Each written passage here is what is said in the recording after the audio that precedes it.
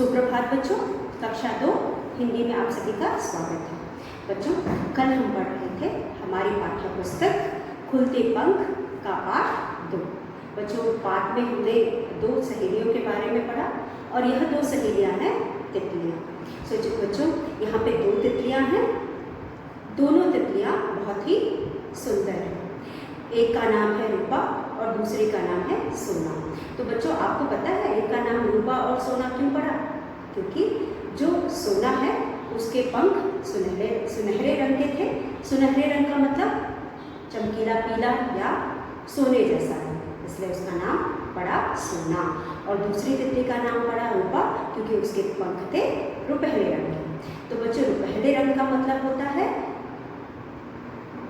चमकीला सफ़ेद या चांदी का रंग, तो इसलिए हम उसे रुपहले रंग कहते हैं और रुपहले रंग से उसका नाम पड़ा रूपा। तो बच्चों, दोनों बहुत ही अच्छे दोस्त थे, लेकिन काफ़ी समय से दोनों नहीं मिले थे। तो एक दिन जो सोना थी वह फूल की तलाश में इधर उधर घूम रही थी। घूमते घूमते उसे रूपा दिखाई दी, तो उसने रूपा से पूछा कि रूपा, तुम इतने दिन कहाँ थी? मैं तुमसे मिलने के लिए बहुत उदास थी। तो रूपा ने बताया कि मैं बड़े बगीचे में चली गई थी। बड़ा बगीचा बहुत ही बड़ा है और वहाँ पे बहुत सारे रसीले मीठे रस वाले फूल हैं, पौधे हैं, पेड़ हैं और उसके अलावा कुछ मेरे नए दोस्त भी बन गए हैं जो कि भंवरे हैं, मधुमक्खियाँ हैं। वह सब मेरे साथ वहाँ पे खेलते हैं और उनके साथ मैंने दोस्ती की है। यह बताने पर सोना को बहुत अच्छा लगा और उसने पूछा कि इतना सुंदर बगीचा जहाँ पे झरने हैं, इतने पेड़ पौधे हैं और रसीले मीठे फूल हैं, कहाँ हैं? तो रूपा उसे बताती है और कहती है कि मैं तुम्हें वहाँ ले जाने के लिए ही आई हूँ। और इस तरह से वह उसे कहती है कि तुम मेरे पीछे पीछे आओ, मैं तुम्हें बड़े बगीचे के पास लेकर के जाऊँगी। और उसे रूपा चल देती है और उसे कहती है तुम भी पीछे पीछे आओ। और जब कुछ देर बाद वह पीछे मुड़कर देखती है तो उसे सोना दिखाई नहीं देती, दूर दूर तक कहीं दिखाई नहीं देती। तब उसे बहुत डर लगता है और घबराहट होती है कि आखिर सोना कहाँ चली गई। तो वह मुड़ करके आगे बढ़ती है और जा कर के देखती है तो कि एक जो सोना थी वह जाली में फंस गई थी।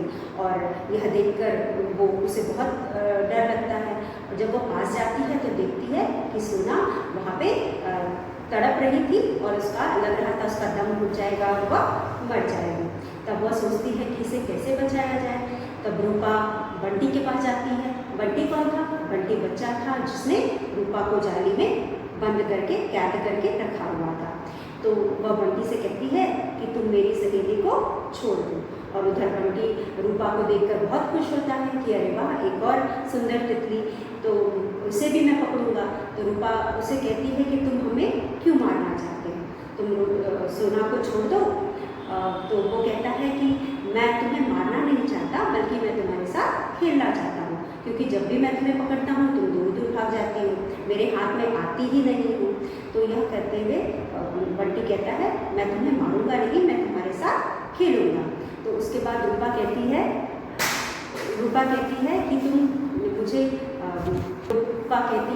कि तुम हमें छोड़ दो और हम तुम्हारे साथ खेलेंगे। तो बंटी कहता है कि अगर ठीक है, अगर तुम कहो मेरे साथ खेलने को तैयार हो तो मैं तुम्हें छोड़ने के लिए तैयार हूँ। तो रूपा कहती हाँ, तुम हमें मत पकड़ो, हम तुम्हारे साथ खेलेंगे। और फिर उन्हें उसे वादा करती है कि वह उसे बड़े बगीचे में लेकर के जाएगी और वहाँ उसके और भी मित्र हैं, जैसे कि मैंने आपको बताया वहाँ भंवरे थे और वहाँ पर मधुमक्खियाँ थी, उन सब के साथ वह उसे खेलने देगी।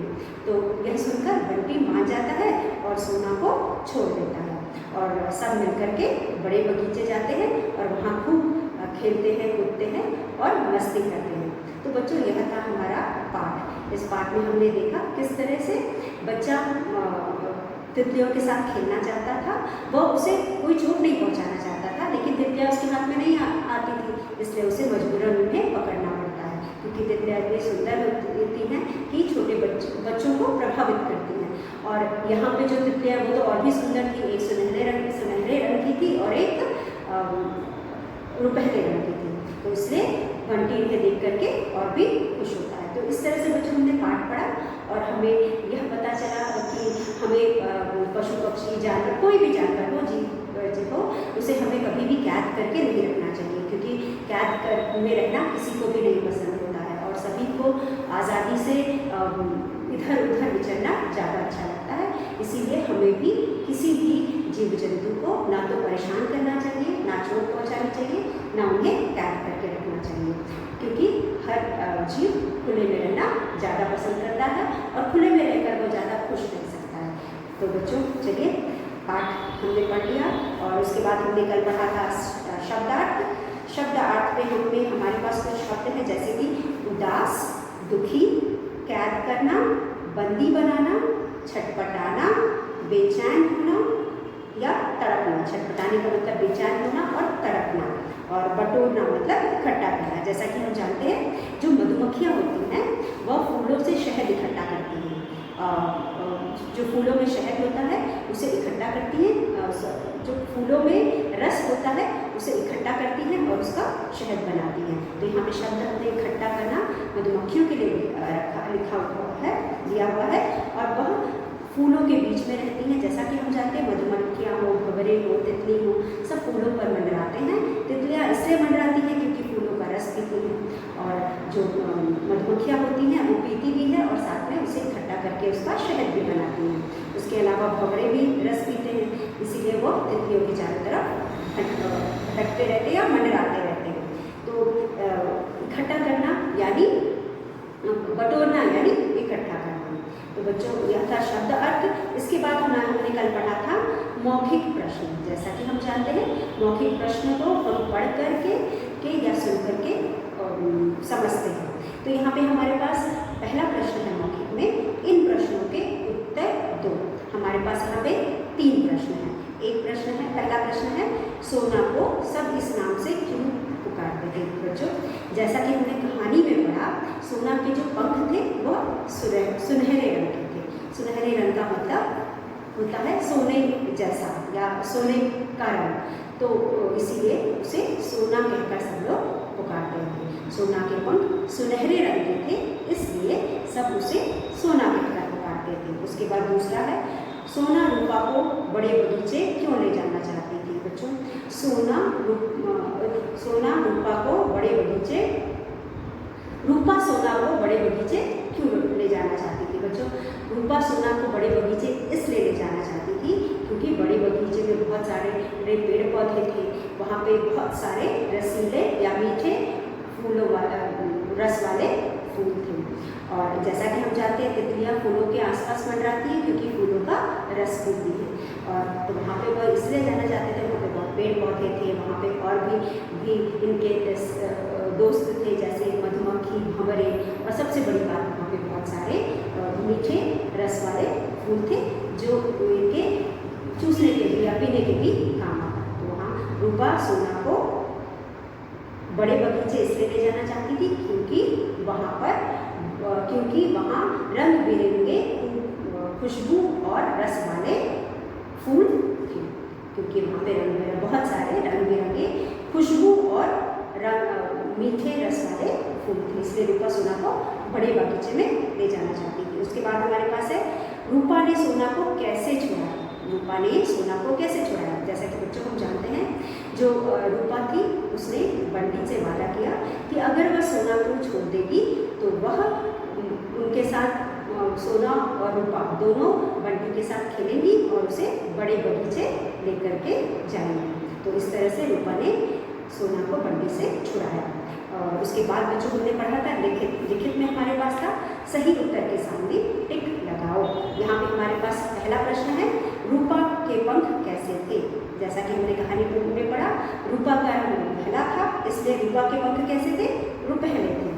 तो यहाँ पे 3 विकल्प दिए गए। पहला है सुनहरे, दूसरा है रुपहले, तीसरा है चमकीले।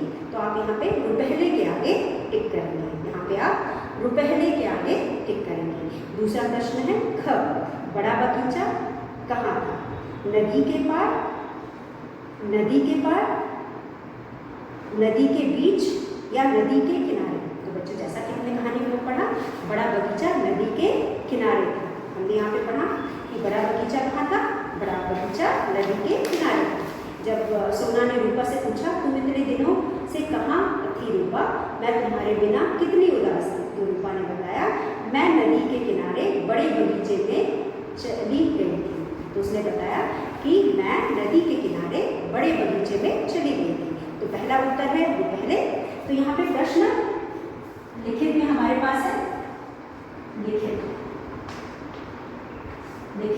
में हमारे पास है प्रश्न एक में हमारे पास है टिक लगाओ, उसके बाद हमारे पास है क का सही विकल्प है सुनहरे।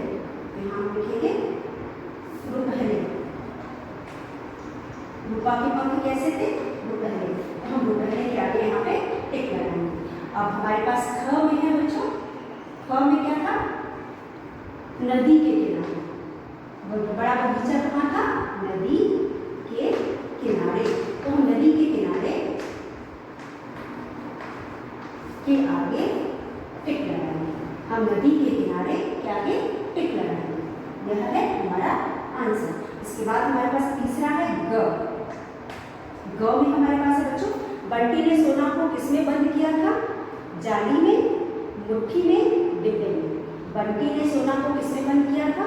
बंटी ने सोना को जाली में बंद किया था। तो हम यहाँ लिखेंगे जाली में। जाली में बंटी ने सोना को जाली में बंद किया था। तो बच्चों यहाँ पे इसी तरह से हमारा हो गया हमारा प्रश्न एक लिखित, जिसे हमने लिख करके पढ़ा। उसके बाद है 3 सही शब्द लिखकर वाक्य पूरे करो। तो बच्चों यह हमारा आज का कार्य। यहाँ पे हमें रिक्त स्थान भरो दिया गया है, जिसमें हमारे पास कुछ शब्द दिए गए हैं। उन शब्दों में से हम सही शब्द चुनकर रिक्त स्थान को भरेंगे। तो चलिए हम आज का अगला प्रश्न करते हैं। अभी तक हम दोहरा रहे थे और अब हम करेंगे आज का प्रश्न। आज का प्रश्न है 3 हमारे पास है सही शब्द लिखकर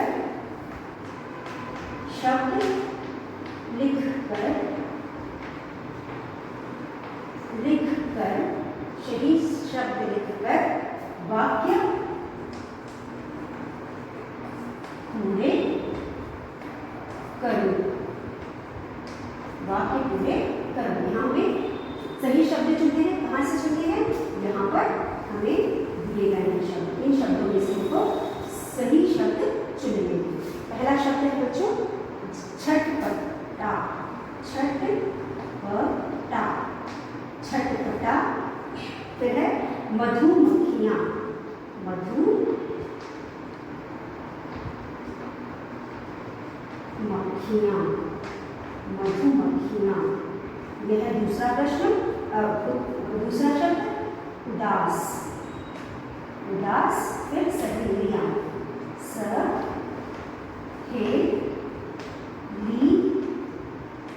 सहेलियाँ हो गया सहेलियाँ।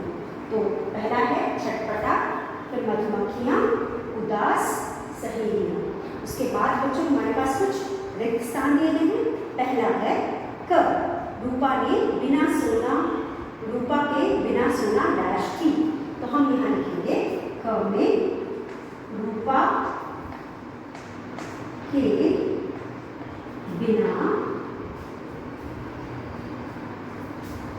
के बिना सोना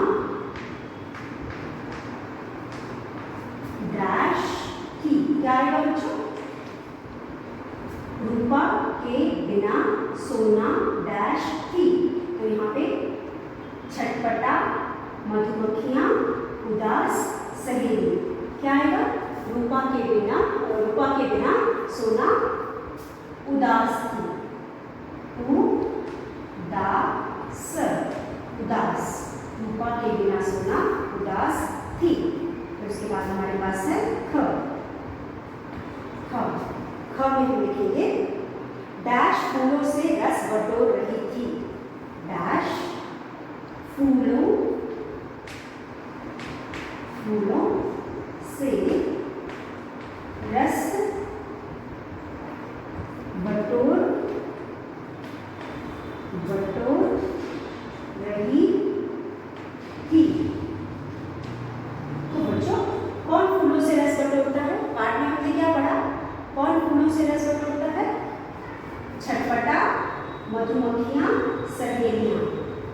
बच्चों सही उत्तर है मधुमक्खियाँ। तो हम यहाँ लिखेंगे मधुमक्खियाँ।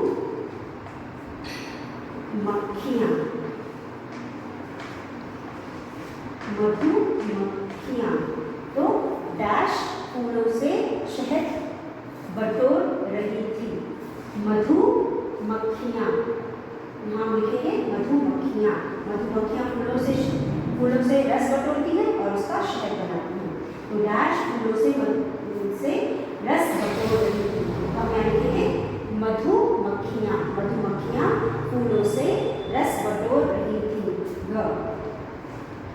ग में हम लिखेंगे, और यहाँ मधुमक्खियों पे टू लिखेंगे।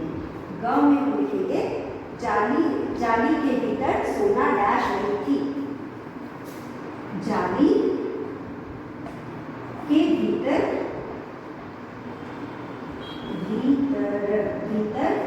सोना डैश रही थी। डैश रही थी, क्या कर रही थी? छटपटा रही थी या सहेलियां? छटपटा रही थी। छटपटा रही थी। जाली के भीतर सोना छटपटा रही थी। इसके बाद घर, छटपटा रही थी। घ में हमारे पास है सोना और रूपा पक्की डैश थी। सोना और रूपा, सोना और रूपा, सोना और रूपा पक्की डैश थी। पक्की क्या थी? सहेलियां बचा है, सहेली। हम यहाँ लिखेंगे सहेलियां। सहेलियां थी। तो एक बार फिर हम इसे दोहराते हैं। सही शब्द लिख कर वाक्य पूरे करो। सही शब्द लिखकर वाक्य पूरे करो। छटपटा, मधुमक्खियाँ, उदास सहेलियाँ। रूपा के बिना सोना उदास थी। रूपा के बिना सोना उदास थी। मधुमक्खियाँ फूलों से रस बटोर रही थी। मधुमक्खियाँ फूलों से रस बटोर रही थी। जाली के भीतर सोना छटपटा रही थी। जाली के भीतर सोना छटपटा रही थी। सोना और रूपा पक्की सहेलियां थी। सोना और रूपा पक्की सहेलियां थी। तो यह है बच्चों हमारा रिक्त स्थान पर प्रश्न 3। अब इसके बाद हम करेंगे हमारा अगला प्रश्न जो है भाषा से। बोल बोल कर पढ़ो और समझो। बोल बोल कर पढ़ो और समझो। यहाँ पे हमें कुछ प्रश्न दिए गए हैं जिसको जो लिख करके दिया हुआ है, जिसे हमें बोल करके सिर्फ समझना है। तो जैसा कि बच्चों हमने अभी तक पढ़ा है, आधा और पूरा शब्द मिलाकर शब्द बनाना। तो इसी तरह का कुछ अगला प्रश्न है हमारा। यहाँ पर आधा और पूरा शब्द मिला करके शब्द बनाएंगे। तो चलिए देखते हैं। हमारा अगला प्रश्न है प्रश्न 4 भाषा से।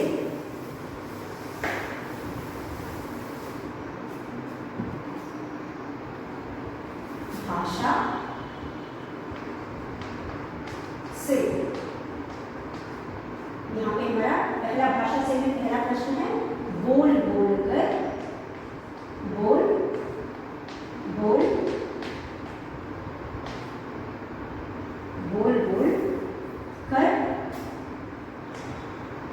पढ़ो। बोल बोल कर पढ़ो और समझो।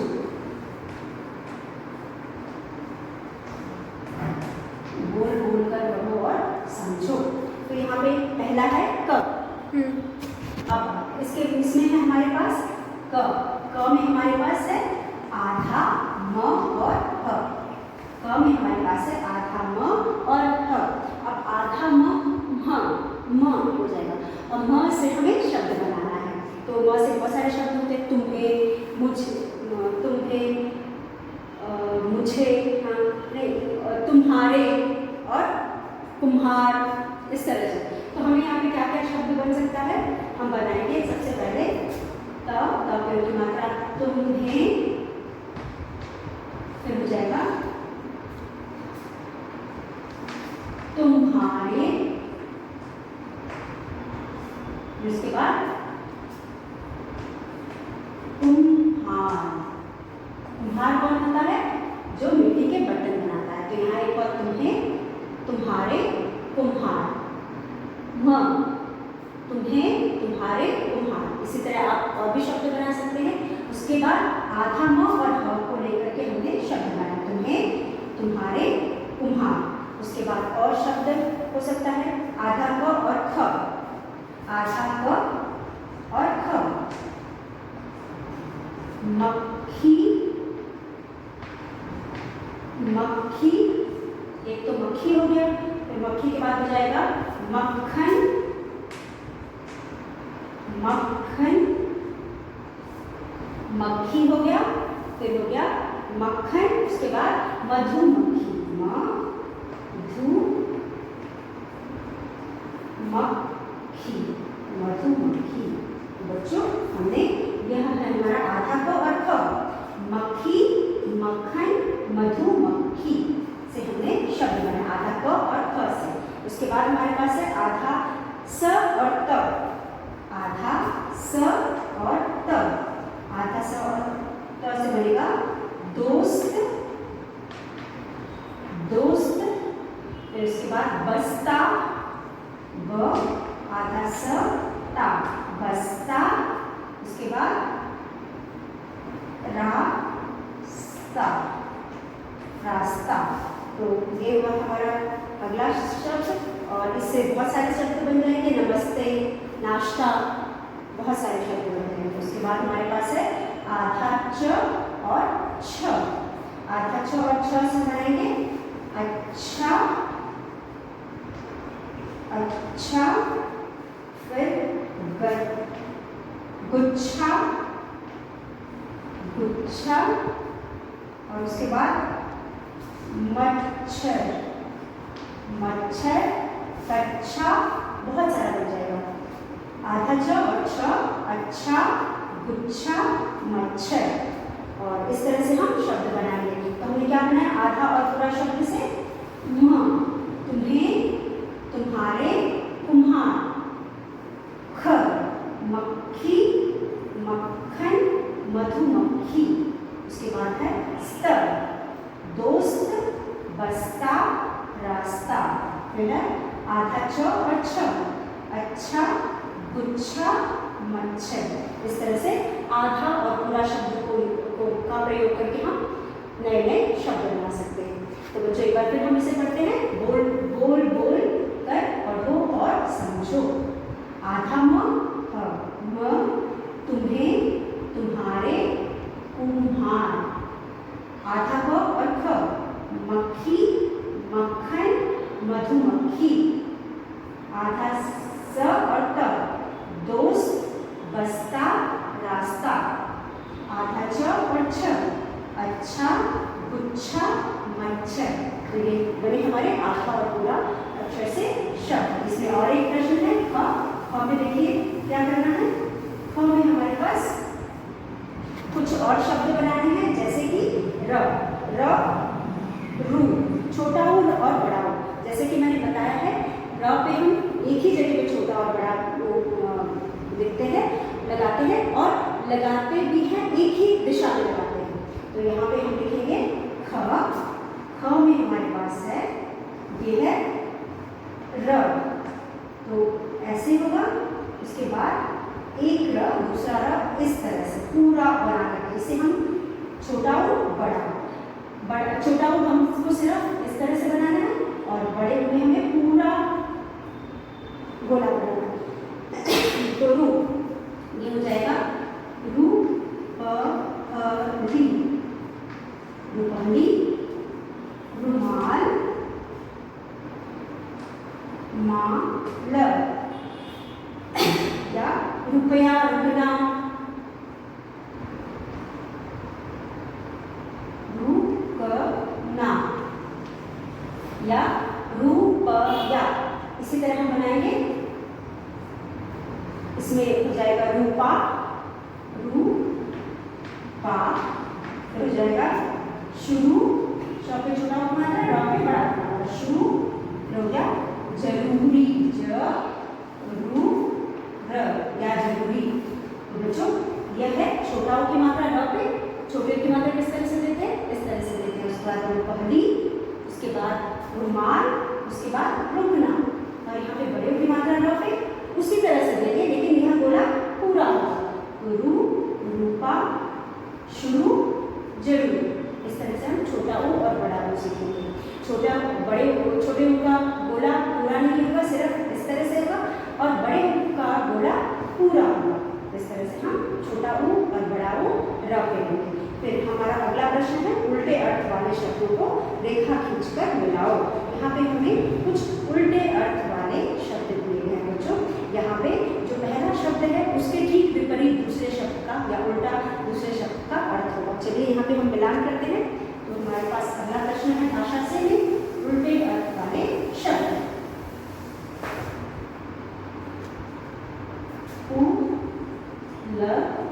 उल्टे, उल्टे अर्थ वाले शब्द, उल्टे अर्थ वाले शब्द। तो यहाँ पे हमारे पास कुछ शब्द दिए गए हैं, खुशी या खुश, खुश है, फिर है मीठा, मीठा, फिर है सच, फिर है दोस्त, दोस्त। तो यहाँ पे है खुश, मीठा, सच, दोस्त। तो बच्चों यहाँ इसका ठीक विपरीत अर्थ वाले शब्दों को दूसरे कॉलम में दिए गए हैं, झूठ, झूठ, दुश्मन,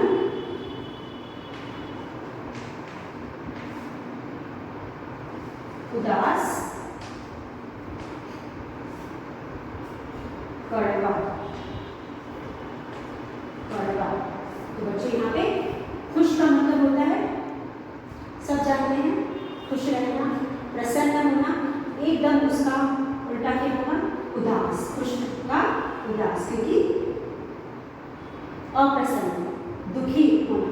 तो यहाँ पे खुश का उल्टा एकदम विपरीत अर्थ वाले शब्द है। जिस शब्द का अर्थ उल्टा हो उसके साथ में मैच करना है, एकदम उल्टा। तो खुश का प्रसन्न होना, उदास का अप्रसन्न होना, तो दोनों का अर्थ उल्टा है, इसलिए खुश को हम उदास के साथ मिलाएंगे। मीठा, मीठा हम सब जानते हैं, और मीठा का उल्टा होगा कड़वा, मीठा का उल्टा कड़वा। सच का झूठ, सच का झूठ, दोस्त का दुश्मन। उस तरह से हम मिलान करेंगे। यहाँ पे कुछ शब्द दिए गए हैं जिन्हें हमें उसके उल्टे अर्थ वाले शब्दों से मिलाना है। पहले कॉलम में दिया गया है खुश, मीठा, सच, दोस्त। खुश का उल्टा होगा उदास, मीठा का उल्टा होगा कड़वा, सच का उल्टा होगा झूठ, और दोस्त का उल्टा होगा दुश्मन। तो ये कुछ शब्द हैं जिनके उल्टे अर्थ वाले शब्दों से इनको मिलान करना है। तो बच्चों यह है हमारा अगला प्रश्न, उल्टे अर्थ वाले शब्द, खुश, उदास, कड़वा, सच, झूठ, दोस्त, दुश्मन। तो बच्चों यहाँ पे कुछ शब्द दिए गए जिनको हमने उनके उल्टे अर्थ वाले शब्दों से मिलाया। तो बच्चों इस तरह से हमने आज कुछ अभ्यास कार्य किए हैं। कल हम आगे का अभ्यास करेंगे। हमारे पास कुछ और अभ्यास बचे हैं जो हम कल के वीडियो में करेंगे। आज के वीडियो में हम आज इसी के साथ अपना वीडियो समाप्त करते हैं। लेकिन बच्चों जो भी आज हमने पढ़ा है आप उसको पढ़ेंगे और लिख करके याद करेंगे और उसे दोहराएंगे। तो बच्चों इसी के साथ हम आज का अपना वीडियो समाप्त करते हैं। धन्यवाद।